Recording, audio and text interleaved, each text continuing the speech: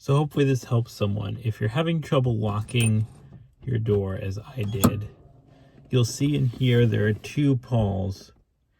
If the door doesn't completely shut, it won't latch on. So you can see if the door partially shuts, I'll manually operate this. You can see there's a first detent. In the first detent mode, this is jammed.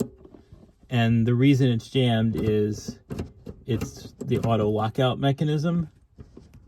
So if you move this one more click like that, then the lock mechanism works properly. You can see the top activate here.